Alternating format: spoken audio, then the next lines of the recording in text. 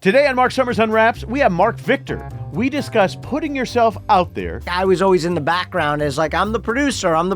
But as a real estate agent, if you don't let people know that you're around and that you're available and this is what you do, They'll move on to the next person. they'll move on to the next person. Producing live television. It was 24/7. Yeah. As you remember, we all had beepers. Yes. And lying. You got to do it. Can you do it? Absolutely.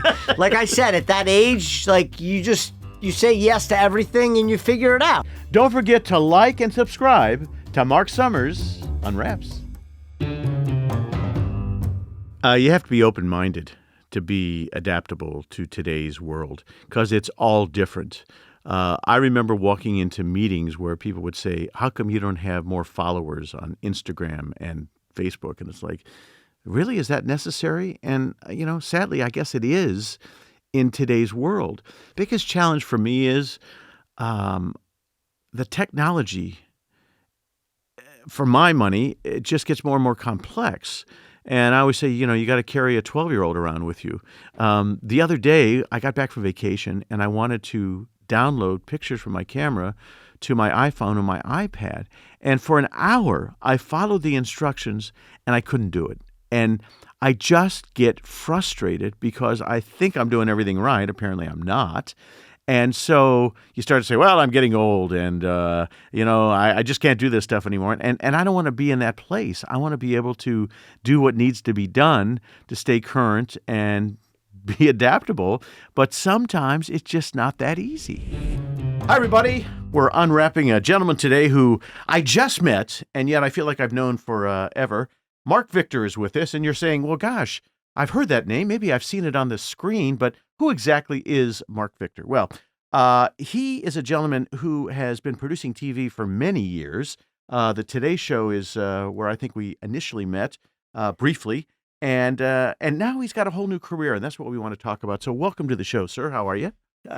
Thanks for having me. This is great. I'm looking forward to it. So I have this theory. I had a cousin in Toledo, Ohio, who was a multimillionaire, and he was selling annuities and things that I don't even understand.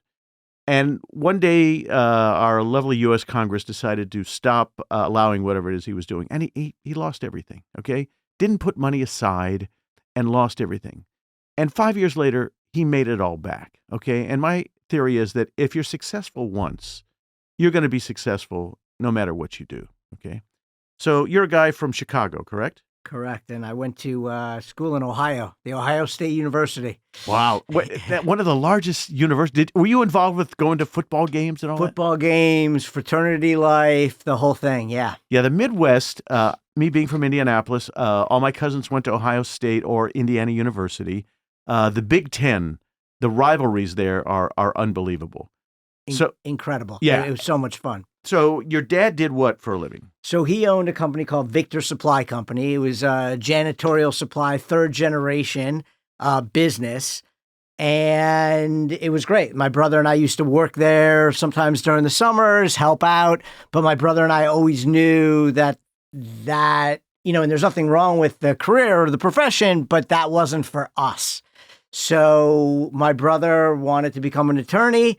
So he became an attorney, and I had this idea that I wanted to be in the television business because I went to Deerfield High School, a suburb outside of Chicago, and I took a class, and it was a television class, and I fell in love. And I was like, this is the greatest thing ever. We made videos. We produced TV. We had our own little studio at the school, and I fell in love, and that was it. Well, growing up in Chicago, it used to be a major hub of first radio and a little bit of television. Bozo's Circus was a big show. Huge. That was the biggest thing. I wasn't a guest or anything like that, but I was in the audience, which was amazing, and that was big in Chicago. You had to get a ticket. To go to Bozo was a huge deal. One of the deals was that when your kid was born, you ordered tickets so that by the time he or she was 6 or 7, they could actually go, was the story. Yep. And I grew up in Highland Park, but Deerfield's right next door. And one of I don't know if this was like a rumor or not, but everyone used to say, "Oh, that's Bozo's house. That's where Bozo lives." It's some bozo anyway. Yeah, exactly. And then there was, I think it was Don McNeil's Breakfast Club came out of Chicago in a big hotel there. And it was a hub. Wasn't Paul Harvey? I think he used to broadcast out of there as well. And so you get this love, this passion for television. How old are you when this happens? So I'm a senior in high school, so about 17, 18 years old. And you say to the parents, So, yeah. So, I mean, once I fell in love with television, I was like, okay, this is what I want to do. This is what my major is going to be. So I went to the Ohio State University, was a journalism major. And so I was in broadcast journalism, which was like amazing. During college, I ended up working for ABC Sports Monday Night Football. doing what? As a runner. So as a runner, you go to the airport, you meet Al Michaels, Dan Deerdorf, Oh, man. the whole team, and you pick them up. They get in there. There weren't like the big SUVs then. It was the limousine. You greet them at the airport. You get them into their limousine. They may want to know what the scores are, some of the other games, all that stuff. So you're fine. There was no internet back then, Right. so it was a much different thing. But you'd have that information for them, get them in, and then during the games, you'd have a job. Either you'd be in the truck and you'd call. There's a flag on the field, so you'd be a spotter for the director, or you'd be in the booth and you'd make sure that they have their favorite candy. There used to be for Monday Night Football, there was a blue screen behind them, and we would have to iron that before the show. So it was all those kinds of jobs, and it was a runner, but it was an amazing job. I think I ended up getting $50 a day, and then I got promoted and got a raise to $75 a day. But the job was incredible. We had all the hats and jackets and pins. And I missed a lot of college because of that, but it was an amazing opportunity. I would do a college football game, and then I would do a Monday Night Football game. So Was Ohlmeyer directing then? he wasn't doing that. He wasn't doing Monday Night Football at that time. Yeah. Okay. So how did you get that job? Listen, you know what it's like in the business. You have to do what you have to do. Yeah. So I was dating who's now my wife, who I met at Ohio State. She lived in New York. I went to go visit her. Someone told me about the Monday Night Football stuff and who to contact, this guy named Fred King. And he was in the office on the West Side at ABC Sports. And I think I just went to the building and said, I'm here. I want to meet with him. I'm here for ABC Sports. I want to be a runner. I'd like to come up. And he let me up.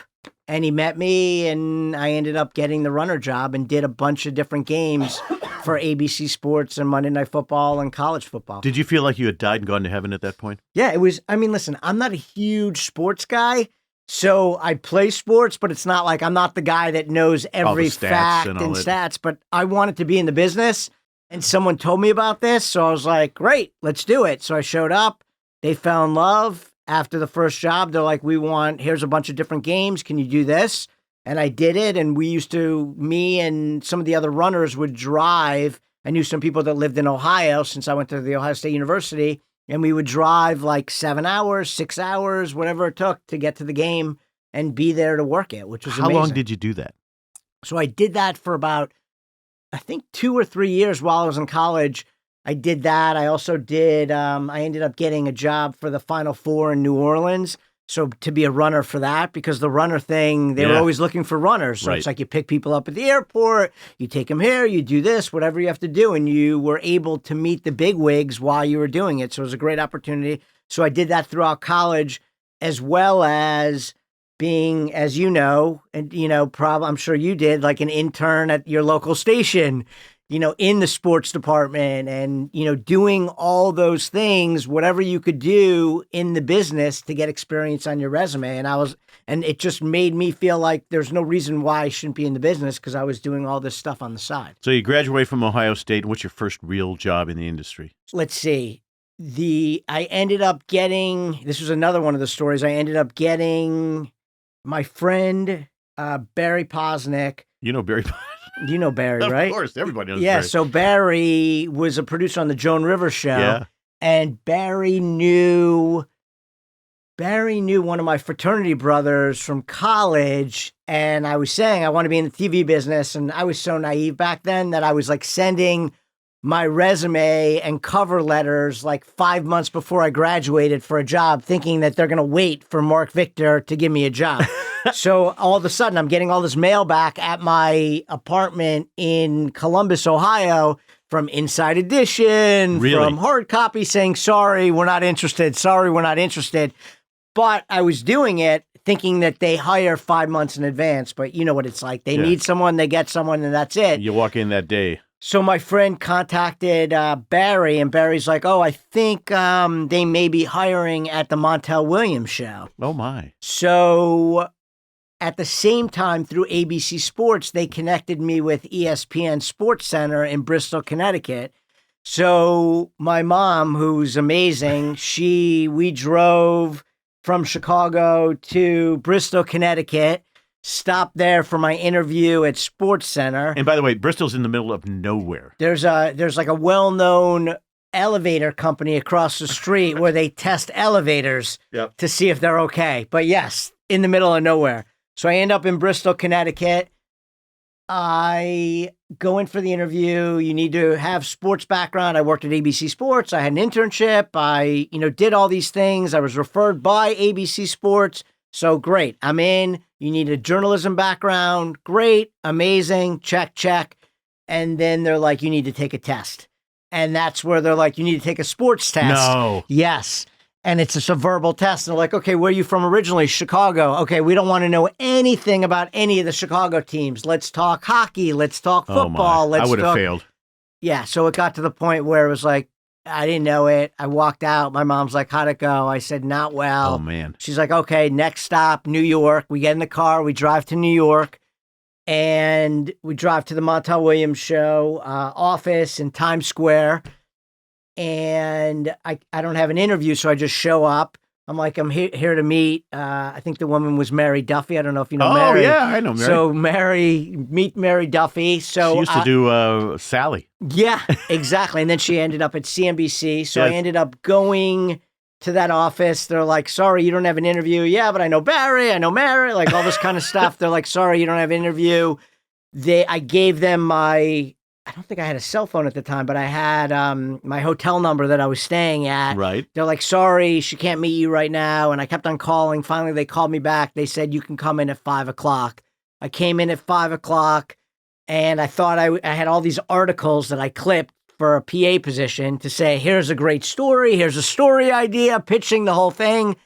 They said, sorry, we don't have any more PA positions open. They're like, but we do have a travel coordinator position. I go, travel coordinator? And they're like, yeah, you're in charge of the guests' travel, making sure that they get on their flight, that their car picks them up at the airport, that everything's okay. It happened to be that my mom was a travel agent. Oh, man. So I was like, I made it up that I worked in her office and I was all about travel and finding the best fares. Yeah, you got to lie in this industry. Exactly. So I was like, that's so crazy that there's a travel job open. That's my passion. That's what I love. I help my mom. So they were like, oh my God, this is amazing.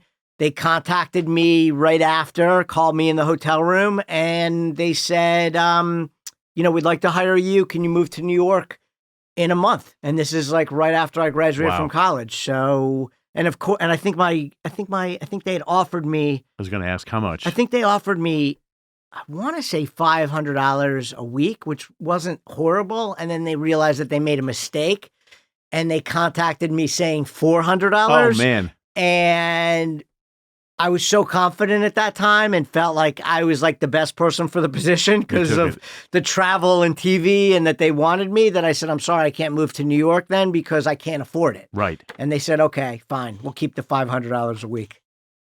Even then, it wasn't easy to live in New York at $500. Oh my God, forget about it. My parents were helping me out with my studio apartment that was, I think, $700 a week on 76th and 2nd next to a place called Moe's Caribbean that had like I lived at 56th and 2nd. I know exactly where you're. Okay. That's amazing. And so, the story is so true of all of us who have the passion to be in the industry, but it's not that easy. I remember once when I first got out of college, I thought I wanted to move to Phoenix. Why? I have no idea. And I went and met at the CBS affiliate And I said to him, if you're looking for a stage manager and the person leaves today, would you hire me or the person who sent in the resume? And he opened up a drawer that went from here to Chicago with 1,000 resumes. And he said, if I need a stage manager and you walk in the door, I'm not looking at one of those resumes. I'm going to hire you. So the timing aspect of this thing is so important, but the passion and the connections and the lying, which, God knows, yes, I helped my mother in the travel industry, Right. whether you did or didn't makes no difference. You sold him on the fact. So that must have been a miserable job, by the way, booking those people and doing that. Yeah. I mean, definitely. Listen, it was 24/7. Yeah. As you remember, we all had beepers. Yes. So it was more about, I was constantly, listen, my parents, like I was telling you, like my dad told my mom at the time, he has 3 months to, do this TV dream, try to get a job. And if not, then he needs to get a real job. Right. So when I moved to New York, it was kind of like, wow, we're setting you up in New York. I hope you succeed. If you don't, you need to come home. Right. So it wasn't like my parents were going to just, be like, oh, the job didn't work out, but stay in New York and see what else you can get. I was on the next flight home if that didn't work out. What year was this? So this was 93. 1993, Okay, yeah. 93. And so I had friends who worked on all those ridiculous talk shows, and they said that people were, why isn't there a refrigerator in my room, and how come I don't have, vodka in the refrigerator, and wanting to change flights, and wanted a white limo and not a black limo. Did you deal with all that silliness? Everything. So my pager was nonstop, but I didn't have a choice because it's like I knew that either I was succeeded at this, or I went back to Chicago, Right. and my dreams were over, and that was it. So I knew I had to succeed. I worked 7 days a week. I was the first one in the office. I was leaving Times Square at like 11, 12 o'clock at night. I was on beeper, but I was happy because I was in the business. Living the dream. And people wanted to get in touch with me. So even if they were those people that you're talking about, which they were, they've never been on a flight before. They've never been in a car. They didn't know how. They were never picked up in a car. You're dealing with the drivers. Did they get in? Did they really get in? Is the whole family there? Is it just the husband? Is it the wife? The producers are calling me saying, "Did the guests make it? What's going on? Are they okay? Do they have teeth?" Exactly, and that's really what it was. And it was a crazy, crazy experience. But what you realize, and as you know, in the business, if you can do that, you can do anything. You can do anything. How long did you do that? So I did that for 6 months because if you remember, the talk show business took off. Yes, exploded. It was insane. Everybody had a talk show. Everyone had a talk show. So I then received a call from someone saying that they were looking for an associate producer at the Jane Whitney show. Oh, my. So I was like, great. So I met, and that was produced by Warner Brothers, which was Telepictures. So David I'm like, Saltzman, I'm the probably. travel coordinator for 6 months. Sure, I can be an associate producer. And when you're young, that confidence is like amazing. Yeah. You're not like, I don't know if I feel comfortable. Like as you get older, like you start thinking about things. But when you're young, You don't think. and you don't think you're No. like associate producer. Yeah. Of course, I could be a producer. I could be running the show. Like that's how I would think, and that's how people think at that I don't even age. remember that show. Jane Whitney? So Jane Whitney had a local show, I think out of Pittsburgh or something like that. Really? And then Telepictures brought her in and Out of New York? out in New York and made it into a syndicated show. It didn't last, but of course, like probably the ratings were like 4. Yeah. Like a You'd 4 kill or for the 5. ratings Yeah, now, right? exactly. Yeah, which was like insane. And then after that, they brought in Carney Wilson. Oh, my. So because they kind of saw her as Ricky Lake, because Ricky Lake took off. The show became the hugest thing. Yeah. It was a whole different demo. So did you do Carney? So I did Carney. Hal Grant, my friend, directed that show. I know Hal. Hal, he's from Pittsburgh originally, isn't he? Yeah.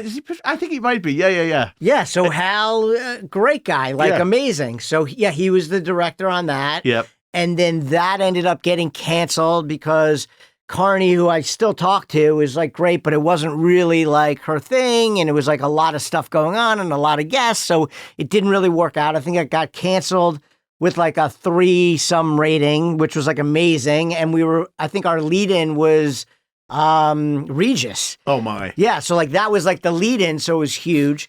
That ended up getting canceled. Warner Brothers then brought in a woman by the name of Rosie O'Donnell I remember her. to do to do a show. Did you work on Rosie? No. So at that time, and it goes back to being young and confident and maybe cocky.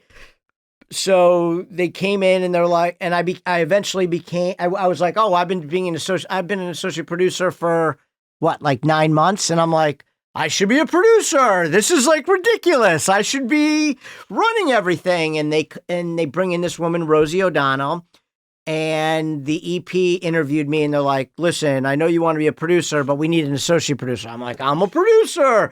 So I was like, I'm not taking an associate producer job. Like, there's no way. And then Warner Brothers connected me with the executive producers in Chicago at the Jenny Jones show. Oh my. So I ended up going there. You went to Chicago. Well, so you're home. Exactly. So I was like, this would be great. I could live in Chicago. I ended up living in the Gold Coast in Chicago. Oh my God. And it's like on Dearborn and Elm, and you move from New York and you're like, I can live like a king. You're like right by the water. Parking spot is like $150 instead of $450.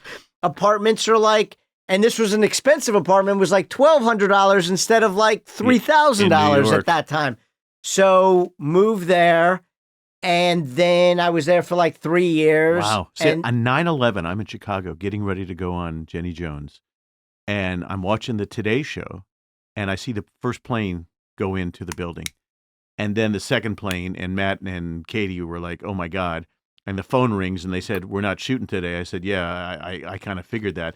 So as you remember, all the planes, everything was shut down, and Jenny Jones show kept me in Chicago for at least a week. Took care of my hotel, my food, everything. They couldn't get an air reservation because planes weren't flying at the time.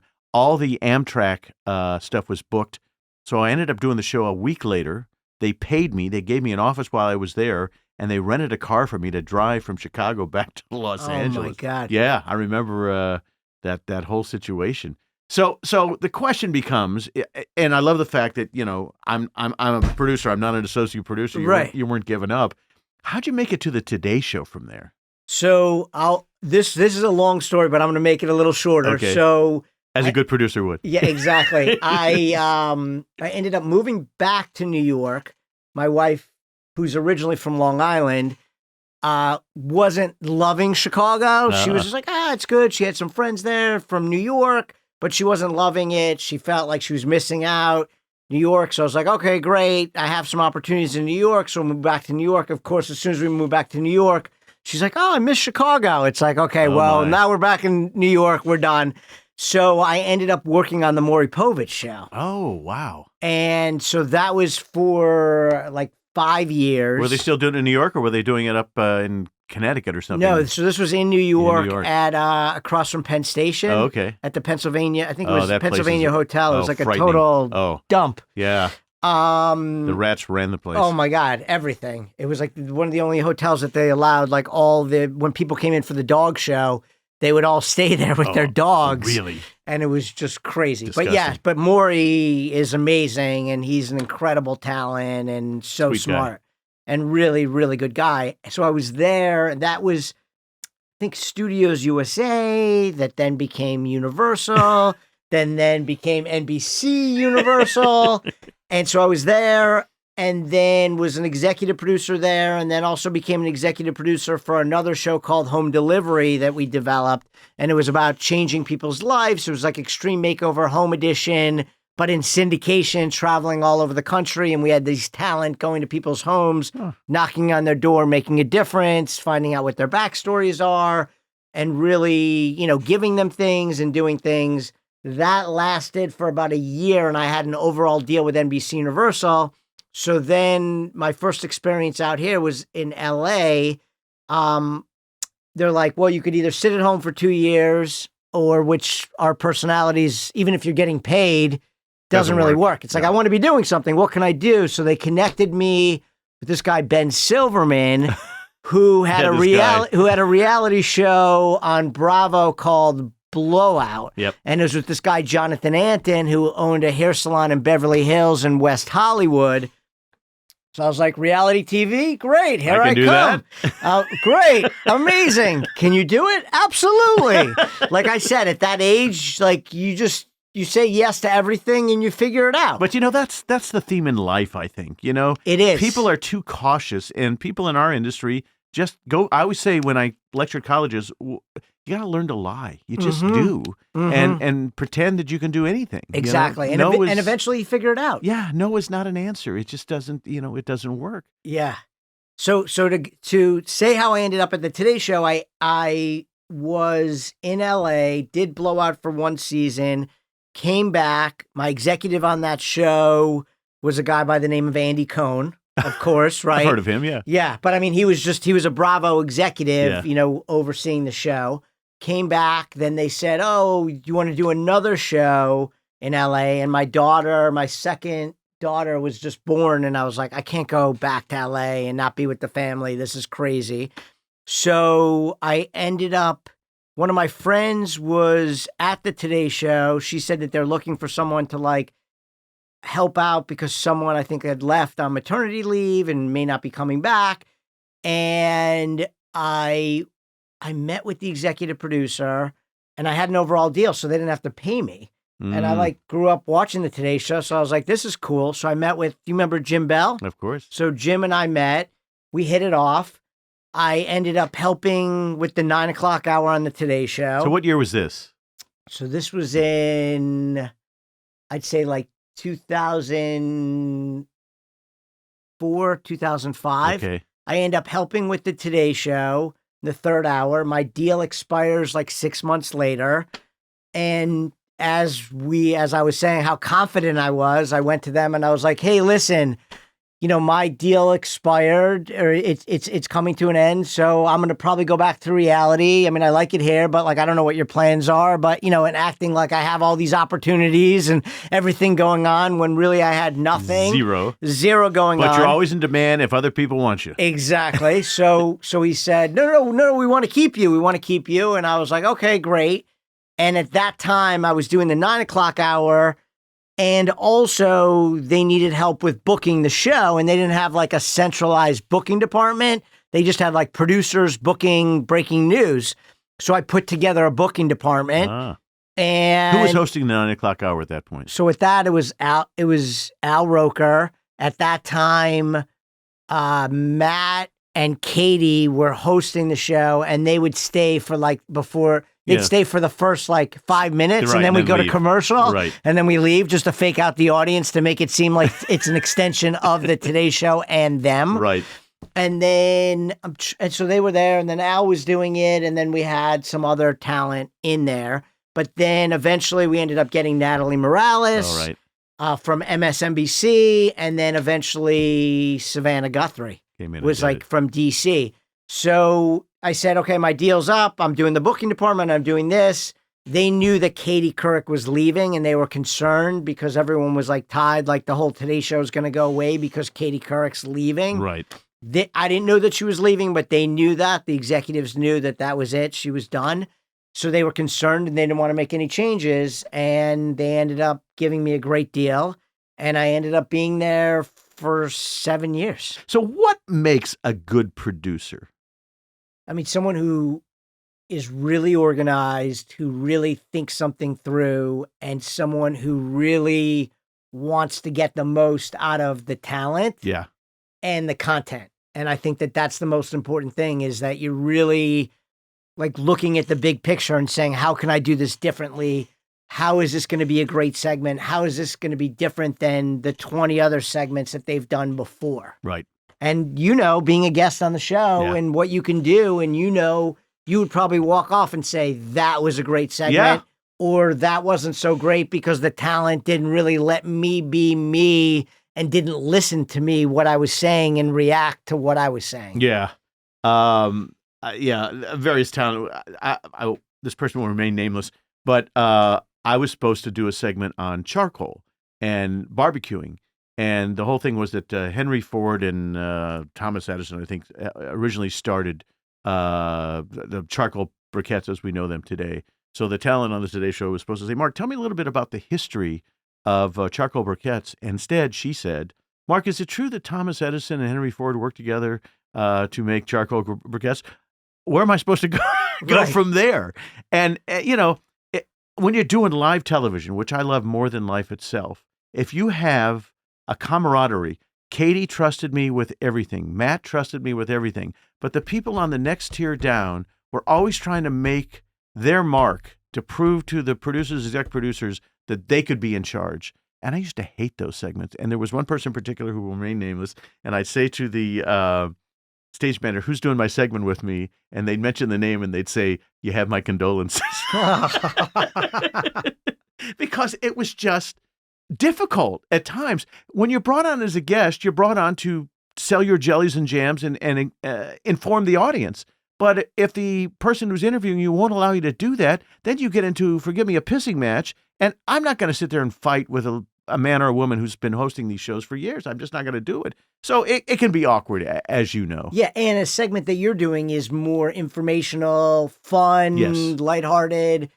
So it's not like they should try to be making the mark on that segment. Yeah. If it's a newsmaker and they want to get a certain story out or ask a certain question, that's a whole nother ball game. But for someone like you, it should just be fun, easy, and I've been a broadcaster. I've been doing this forever, Right. Trust me. Yeah. I've been, it's just unbelievable. So you did that, 20 years of your life as a producer? Yeah, so about 20 years. I had a production company after that at NBC called Tomorrow Productions off of the Today Show.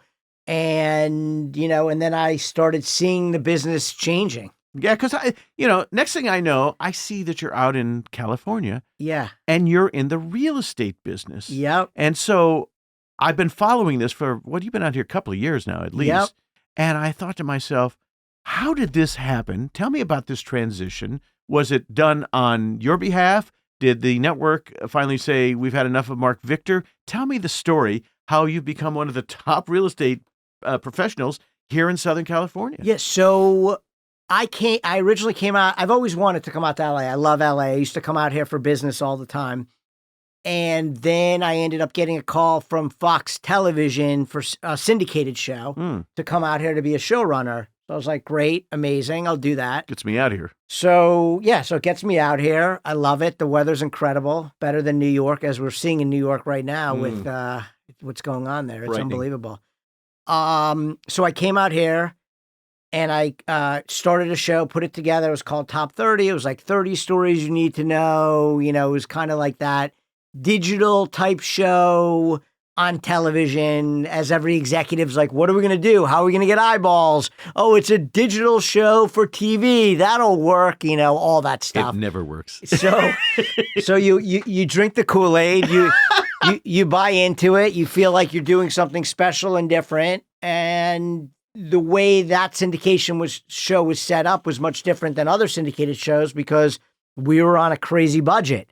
Which means no budget. Correct? Exactly. Which that's the model now. It's like, how cheap can you produce a show and get it on 5 days a week where we could then make money or at least not lose money? And so we did it for a year. Fox was happy with it. And then we did it for, I think, another 4 or 5 months. And then I was getting like a weird vibe from my executive of like, hey, what's going on? And he used to come by all the time. Then he wasn't coming by. So you get that producer gut feeling of like, what's going on? I should be looking. Yeah, exactly. And then he came in and he's like, hey, listen, we're going to cancel this show, but the company loves you. We love you. I love you. We want help with the news, our local news stations. So it's just like, I did news. It's not like I'm Mr. News guy. I love more entertainment based, but I'll do news. But they wanted to go, do more on the local side, which last time I worked in a local station was when I was in college. And as you know, what it's like in local and the budgets and I never worked in local TV. Oh, you never did? I never did. I was a magician on a kid show in Indianapolis on WTTV, but I was one of those ridiculous people who moved right out to Southern California and started working in the industry. So I have no experience in local TV. I just hear the stories of friends who have done it. It's a different world. Yes. And when I go around the country doing personal appearances and there's robotic cameras, and there's, one person there running their own teleprompter, as opposed to years ago when there was 3 camera operators and a stage manager and all this other stuff. It's like being in a library. Yeah, I no, couldn't do it. It's totally different. I was like, all right, I'll go in, I'll consult, I'll help out. So I like helped out, and then before I knew it, I was there for like almost maybe like two and a half years, like almost 3 years. I'm like, what am I doing here? Were you miserable? Yeah, I mean, it just wasn't who I was. I brought in some talent. Like I brought in Dr. Drew Pinsky to do a show while we were working on, that happened during COVID. So he was involved in that. This woman, Michaela, who used to be at CNN, we brought her in for the morning show. So I was like dealing with some of that stuff, but it wasn't great. I didn't love it.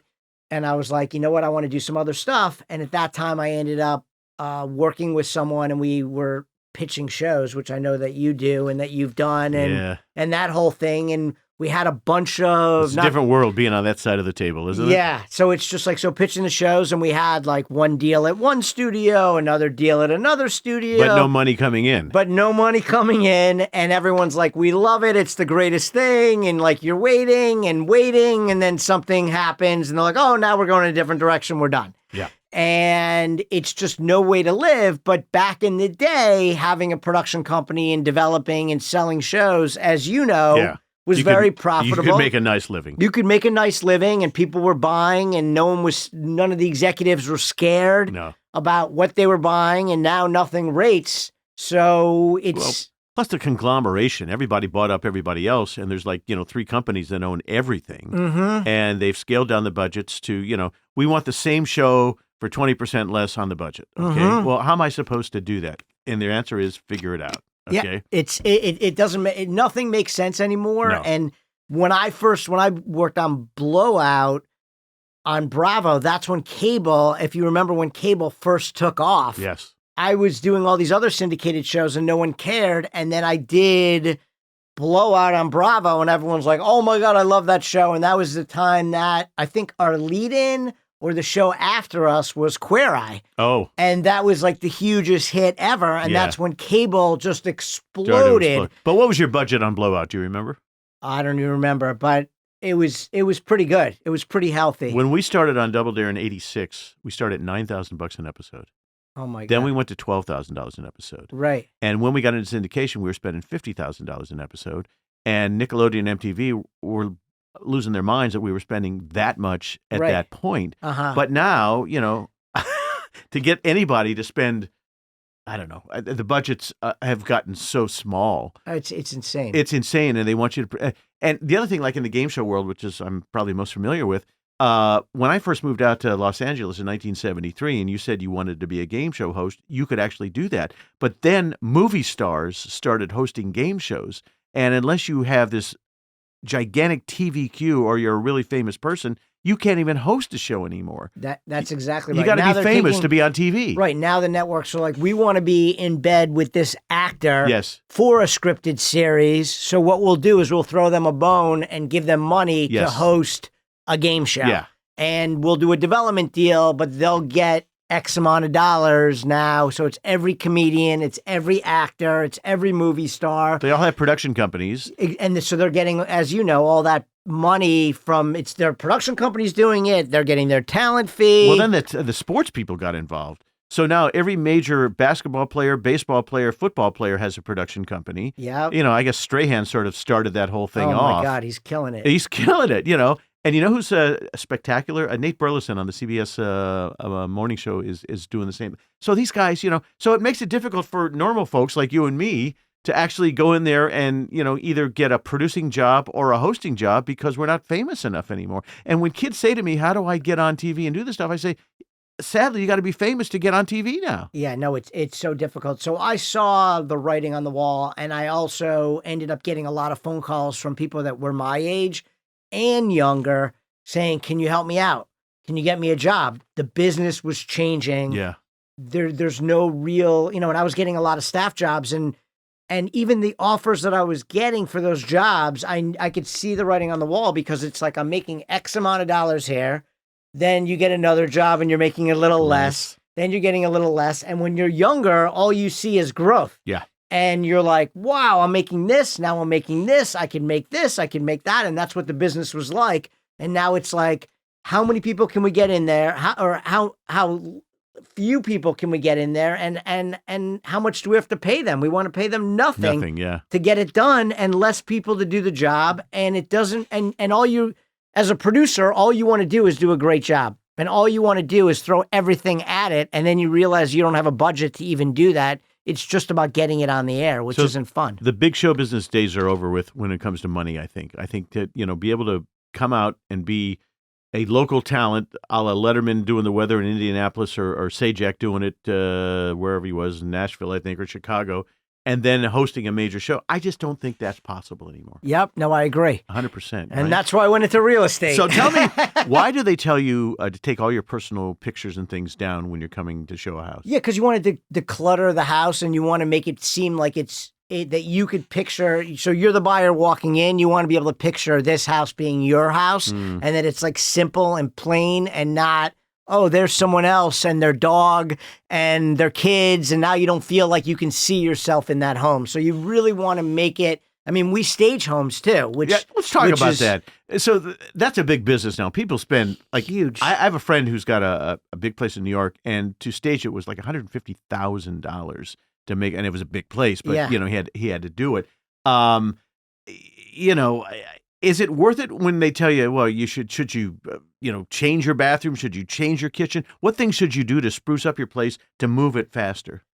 Yeah. So staging definitely helps because some people don't have great taste. Yes. So their furniture could be really dated, and the way that they decorate the house, there could be areas where you could have a table, but they don't have a table, or their table's too large, and now it looks like there's not enough space in the kitchen area, whatever it may be. So the staging definitely helps, and it looks new and modern and hip and cool. So it takes like even an older house makes it look that much better. Yeah, exactly. And it also opens it up, so you'll do furniture that's not so large, so the space looks even bigger. So there's, you'll go into these houses that are staged, and it won't be like a king size bed; it'll be a queen bed. Right, and you go, like how big that bedroom is, right? Exactly. So there's tricks, but let's talk about the people who can't afford to stage it. What can they do to improve their place to make it move fast? Yeah, so it's decluttering the house. So it's getting rid of all these pictures all over the house that people don't love to walk into someone's house and see all these pictures of like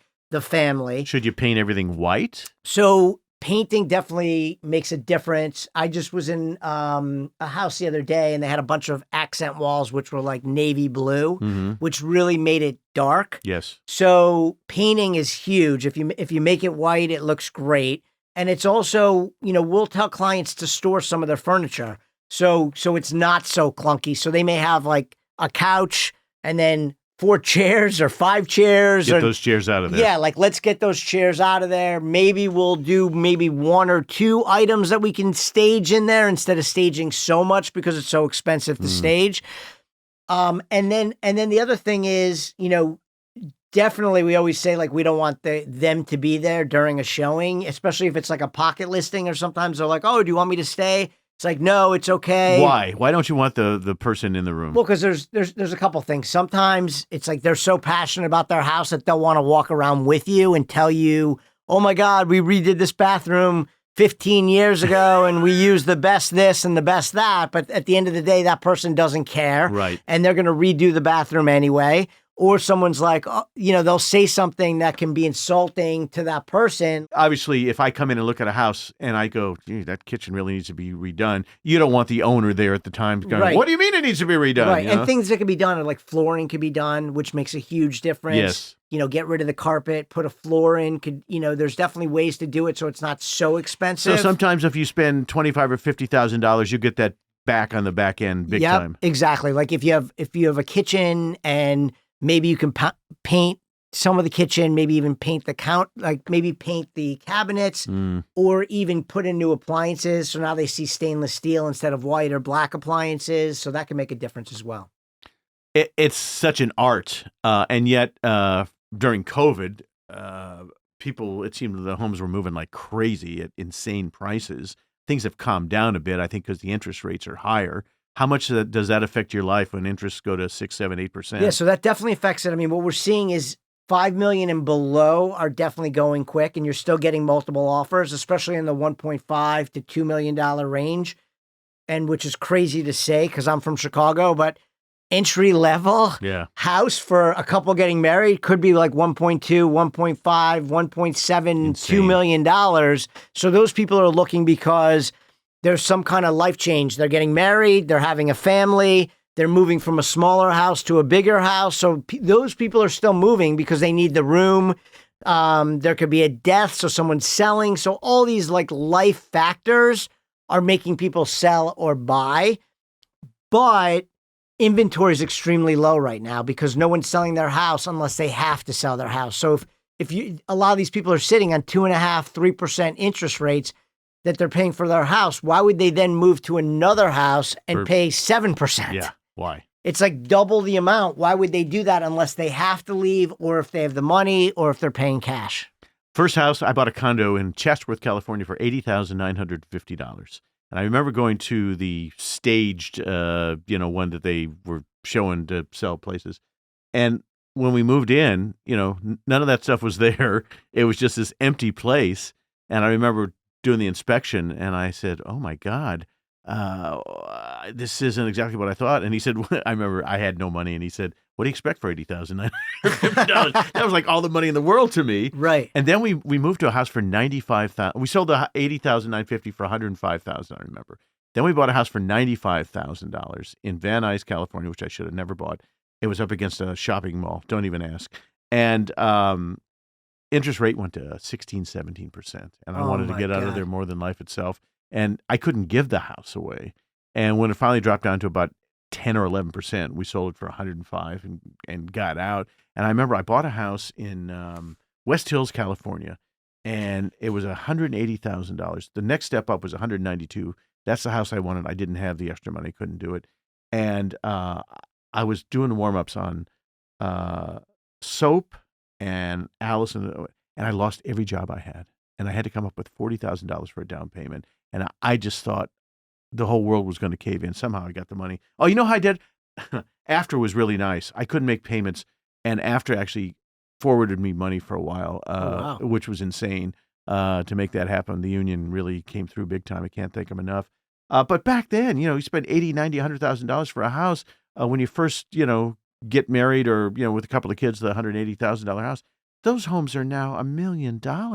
How do a 26, 28-year-old couple, how do they afford these things? You got to come up with, what, $200,000, $300,000 just for a down payment? Yeah, no. Unless you have rich parents, I guess. You see a lot of that too. A lot of the parents are giving money, which is nice if you can do that. So, and then, then there's out here, there's a lot of successful people. There's a lot of money. Howie Mandel, for his daughter's wedding, bought her a house,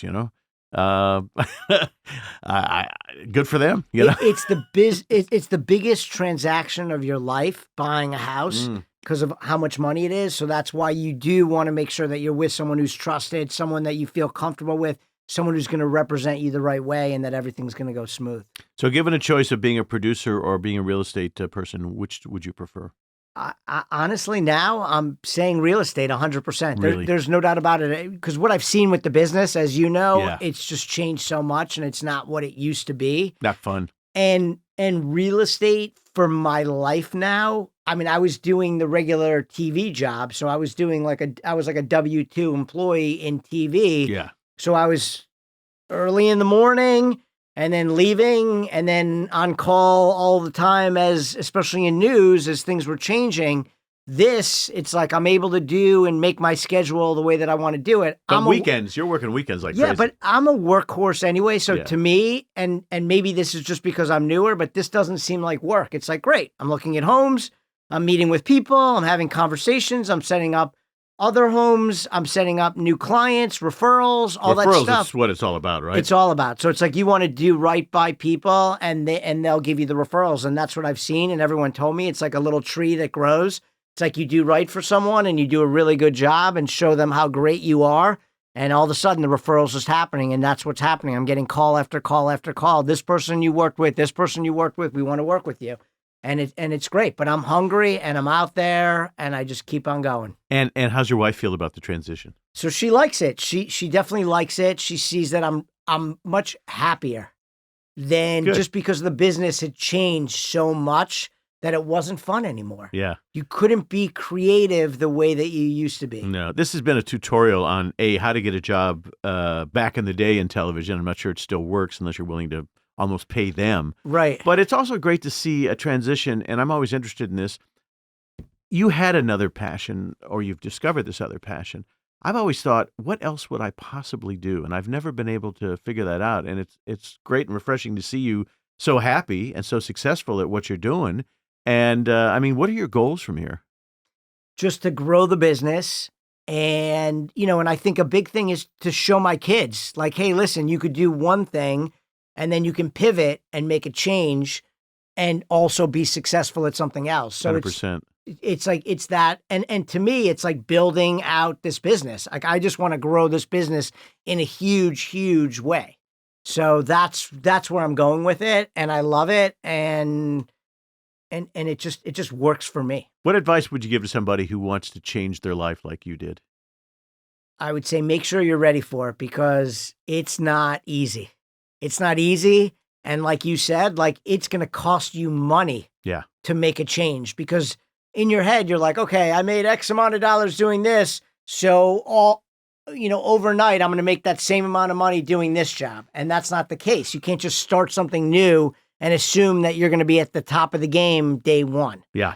So have money saved up so you can do what you want to do, but make sure that you're really ready for it. And the biggest thing is that you have to be all in, which, in the TV business, we're multitaskers. Yeah. So we're like, I could do this, I could do this, I could do that. But aren't you a multitasker doing real estate as well? Yes, but what I'm saying is stay in real estate and don't be like, oh, okay, I'm in real estate. But I'm also selling shows on the side. Right, I'm selling shows on the side. I'm doing this on the side. I'm doing that on the side. Be all in. You got to be all in. And for people like us, it's hard to be all in because we think we can do everything all the time. Yeah, yeah. So that was like the biggest thing that I learned. And just the other day, I got a call from someone saying, I'm thinking going into real estate. What advice do you have? And I do this, but I think I can do this and this. And I was like, I'm telling you, if you really want to be all in and you want to be successful, you got to go for it. Wow. Yeah. Marc Victor, successful in TV, now successful in the real estate world. I wish you continued success. I've learned a lot about the transition, how to do it, and how to jump, as you say, all in if you're going to be successful. So keep it going. Wishing you continued success. Marc Summers Unwraps is a production of Believe Limited, created by me, Marc Summers, and Jessica Richmond. Produced by Keith Korneluk and Jessica Richmond. Executive produced by Patrick James Lynch and Ryan Gielen.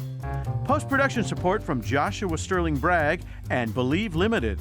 Don't forget to subscribe or follow the show on your favorite podcast player. And if you really love it, why don't you leave us a rating and a review?